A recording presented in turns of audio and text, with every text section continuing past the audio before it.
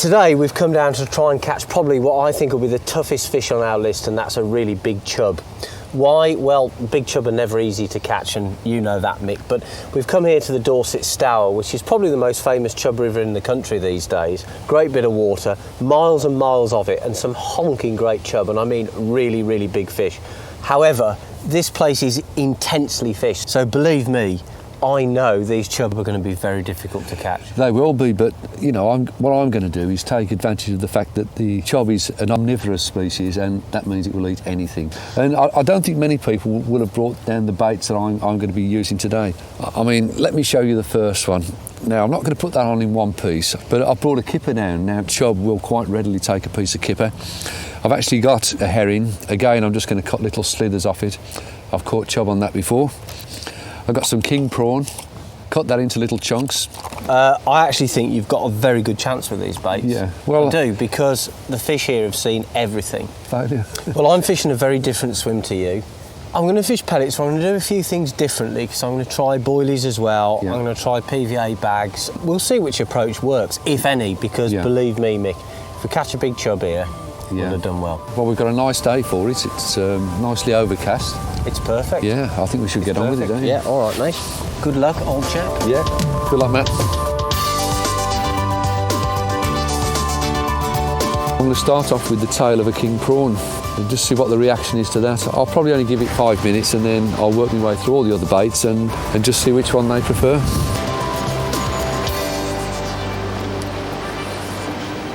So, chub, well, the record currently stands at £8 10 ounces, caught very, very recently actually, and I'm here at the Natural History Museum in London with Nigel Hewlett from the Environment Agency and the British Record Fish Committee. Nigel, chub, there's never been a finer time to catch a really big chub. What's going on? I think one of the main factors to do with increasing size of chub, Matt, is water quality.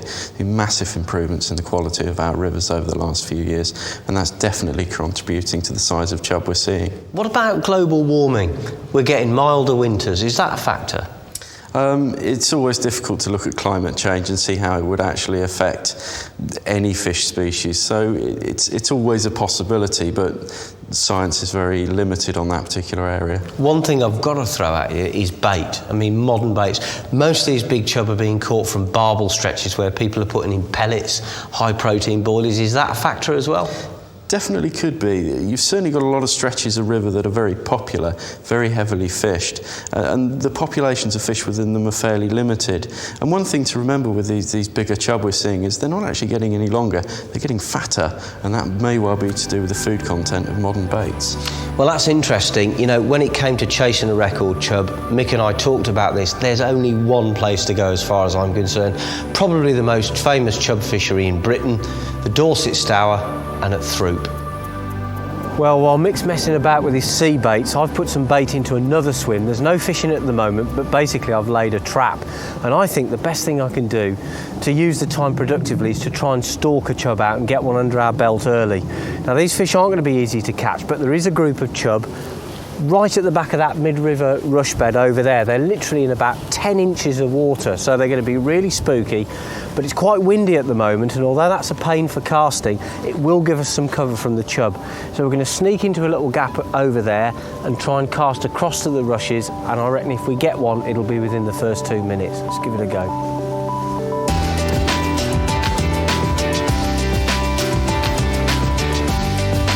A little bit slippery there, but I've made it, and this is the spot.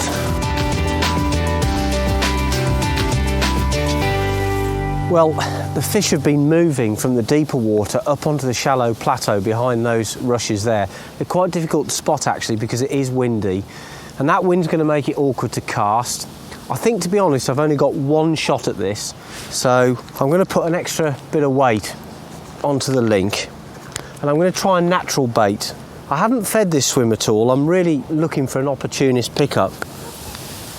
And then in here, I've got the greatest angling bait of them all. Now, Mick might have some success with his sea baits, and I'm sure he will, but when it comes down to it, a good old earthworm, still got to be the king of the baits. Well, that's in there. Let's just hope a chub finds it now. I've had a lot of frustration in this swim. The wind's driving me absolutely potty. I just can't seem to keep the rod and the line still, and I'm probably having bites that I'm missing. I have actually seen quite a few bites. I think I've had 6 or 7, and I actually hooked a fish on one of the bites. I just put on a little teeny chunk of herring. It had only just gone out, just coming round in the current, a little bump on the rod tip. The fish was on for about 2 seconds, and then it bit through the braided hook link. Obviously it could have been a pike, but it was such a teeny little bit of herring. I think it was a chub, and chub can bite through your line. They've got teeth right at the back of the throat that you can't actually see. So where are we now? Well, the only bait I haven't tried is the kipper, and I've been saving that for last, and the light's fading now, so I've got to try and pull something out of the bag pretty quick. There it is, a nice chunk of kipper. Really smells. They'll certainly know it's there anyway.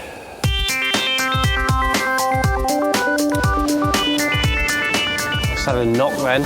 Sharp rap on the line as if a chub just tweaked it.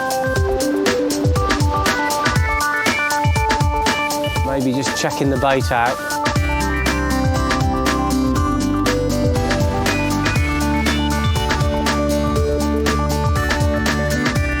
Well, this swim is extremely weedy, and the wind is making this job so difficult.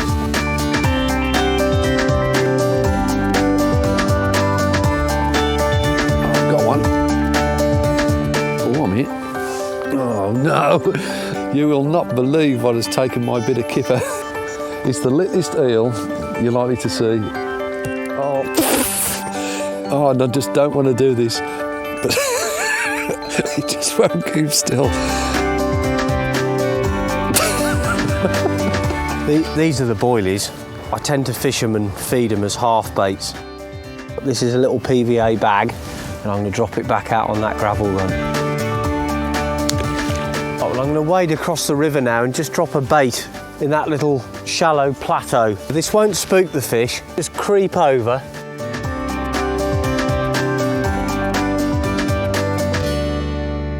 Well, I'm into a fish at last. My tactics have worked, but I'm not sure that this is a chub. I've got to really crank the fish in quickly. There's no room for finesse in this situation, I'm afraid. Oh, it is a chub. Oh, well, that's a result. Woohoo! I've got one. How about that?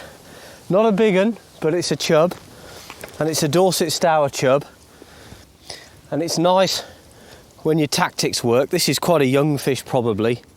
It's actually a very small chub for the Dorset Stour. It'd be a nice one anywhere else. It's a nice fish, about 3 pounds probably. It's in nice condition, and considering it's only been a short session today, and it has really, because we arrived this afternoon, I'm quite pleased about that. Now, the chub record currently is 8 pounds 10 ounces as I speak, which is a huge fish, a lot bigger than this one, but believe me, there are probably fish of that size down here at Throop. And I'm going to put this one back into the Stour because it's pretty lively, and hope that one day I'll come back and catch it when it's an 8 pounder. That'd be nice, wouldn't it?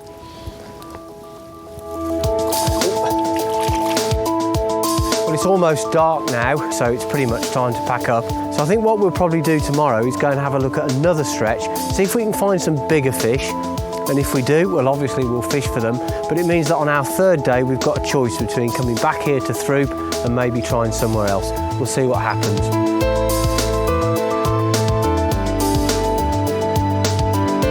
I'm getting some amazing line bites. It's just happened again.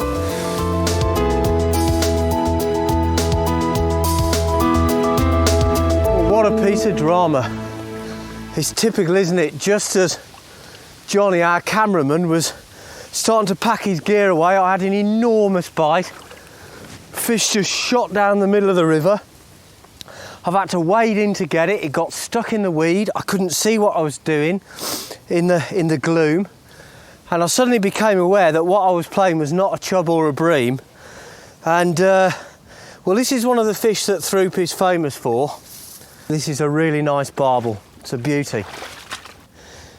Whew, what an end to the day. Absolutely fantastic. And I'll tell you what, I didn't catch this one on a bit of old kipper, but it is a right old kipper itself, isn't it? Fantastic fish. I think I'll weigh this before I put it back. Let's have a look. That's exactly £11, which is a personal best for me from the Stour, so I'm really pleased about that. That's brilliant. My previous biggest barbel was £10 14 ounces, so how about that? That's a right result. Fabulous.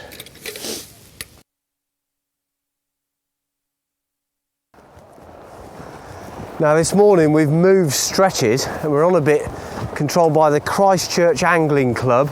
It's another bit of the Dorset Stour, and I can tell you, Mick, there's some very big fish down here. Yeah, well, I'm looking forward to trying my fishy baits down here. Yeah, I think they'll work. I think you're onto something there, Supermarket Sweep. I really do. Yeah, well, I was a bit disappointed yesterday because I did get an eel on the kipper.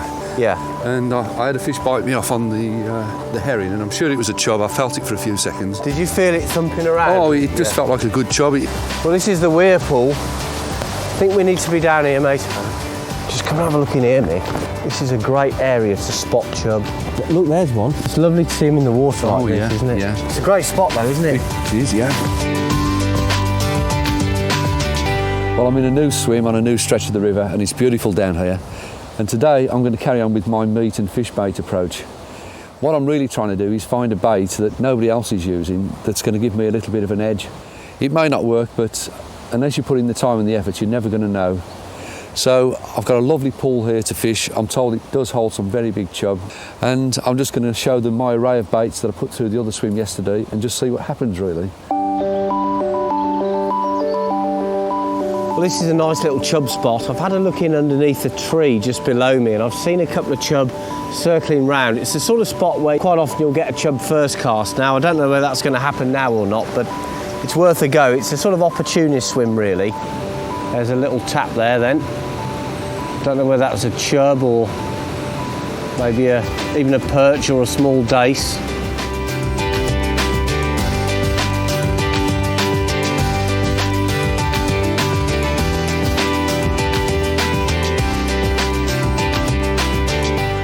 That was a really delicate bite.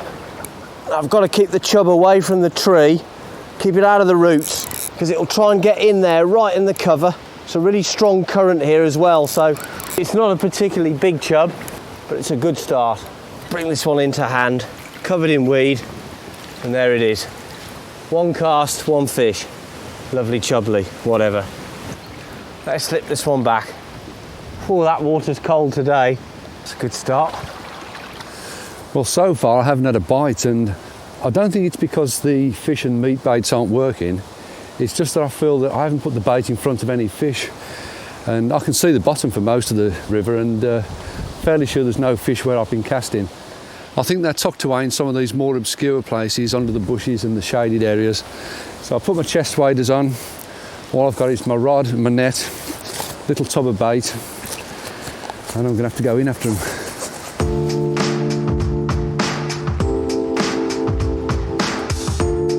See behind me that I've made a big gap through these reeds. This was all overgrown before I got here, and the reason I've made the swim is that just creeping along the bank there, I could see some chub underneath the branches of this tree.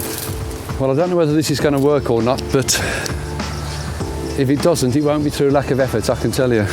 I've made the channel through so I can literally wade out and just drop my bait under the tree. I'm going to use a PVA bag again with a fairly heavy lead, put the bait into position, and then just walk back, sit back and wait.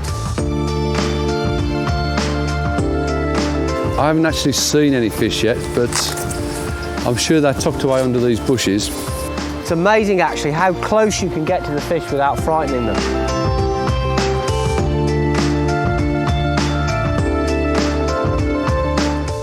We're starting to lose the light now. It's a low, clear river, the water temperature's dropping. Very, very difficult fishing here at the moment, and I think tomorrow maybe we should head off to Throop, because there's certainly more fish there and that makes them more competitive, so we might have a better chance of catching a big fish. We'll see. What I've got to do now is just sit it out here until it's dark and just hope that the fish start to feed and that I've got a bait there waiting for them.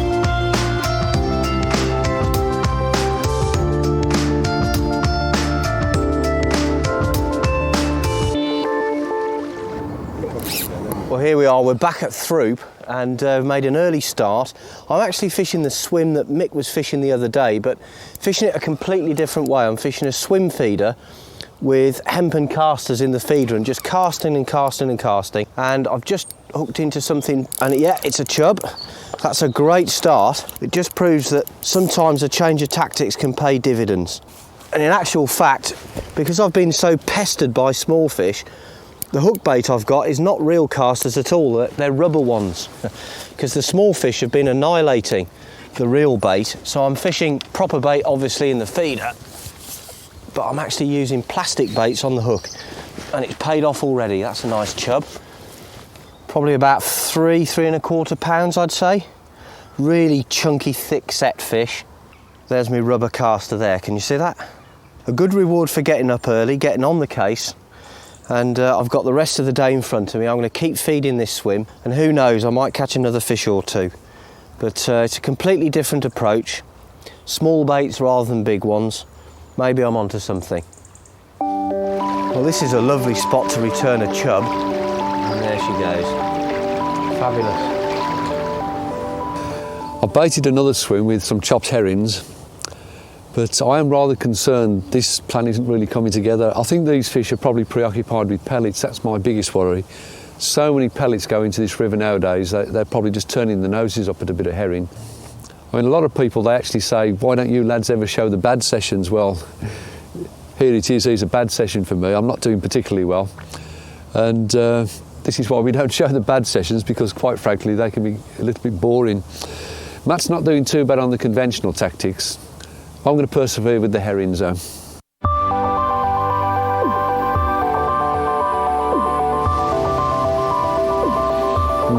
How can they resist that?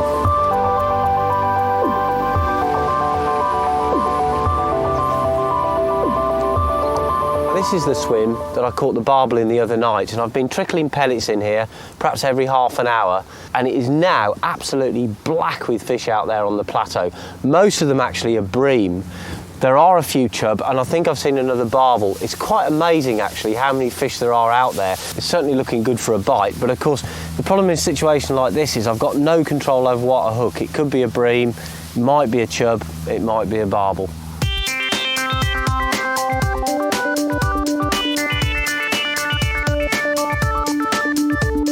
Well, I'm into a fish here almost straight away. Look at this thing. It's a right old slab. It's the first time I've caught a bream on the Dorset Stour. There you go.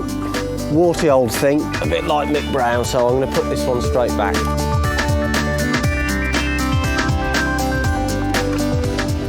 Well, I've got another fish on now.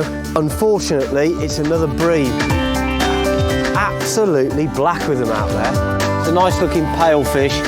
Typical bronze bream. The bream out there heavily outnumber the chub, and yet in among them I know there's some good chub, and I just get a feeling that maybe I should persevere for a while. And I've seen a couple of fish out there that really look worth catching, to be honest, so I'll give it a bit more time here, I think.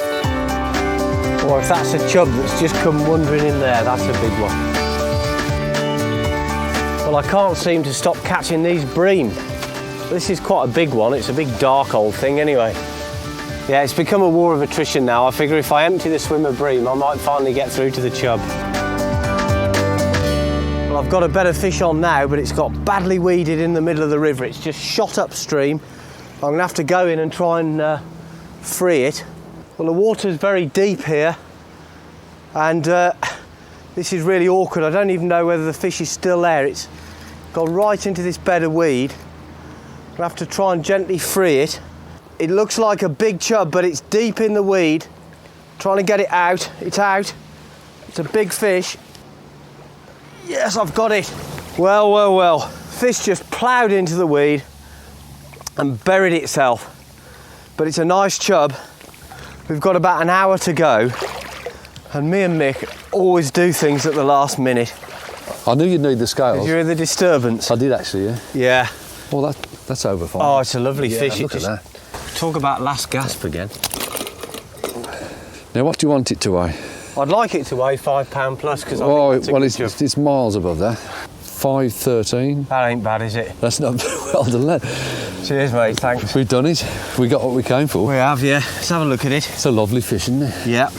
I think that's a fitting payoff to what has been an epic struggle, but we said these chub wouldn't be easy to catch. They weren't, but that's the sort of fish that people come to the Stour for. Big barbel, some bream, and then the payoff. Well, in some of the programmes in this series, I've been very lucky to catch some really nice fish, but this isn't one of them. Matt, with the experience he's got on this river, has obviously caught some very good fish, and I'm very pleased for him. I had some idea of how I was going to fish the river, and it just hasn't worked for me. It's all part of the big learning curve. I've learnt a little bit more, and I'm not going to get too despondent about it. I'm just going to go off now and slit my wrists and hang myself.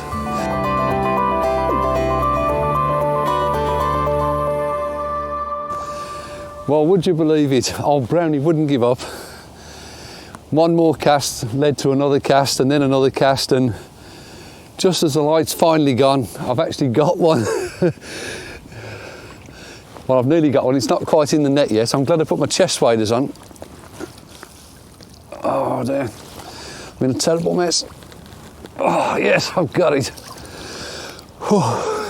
Well, all's well that ends well, and I must say it's not a bad chub either. It was well worth waiting for.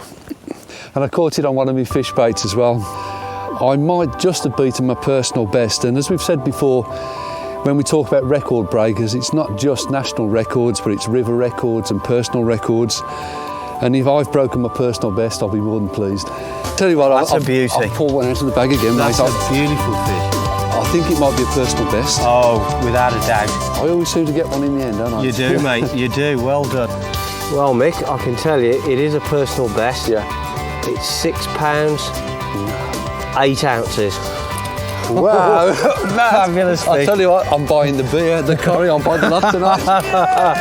Well, that is a proper Dorset Stour fish, mate. I am. Well, what an end to the show. I've really tried hard with my fish baits, and it just shows that it's all about perseverance and never giving up, and this is certainly one I'm going to... Did you catch it on me? On a piece of prawn in the end. Fantastic. It's one I'll remember for a long time to come.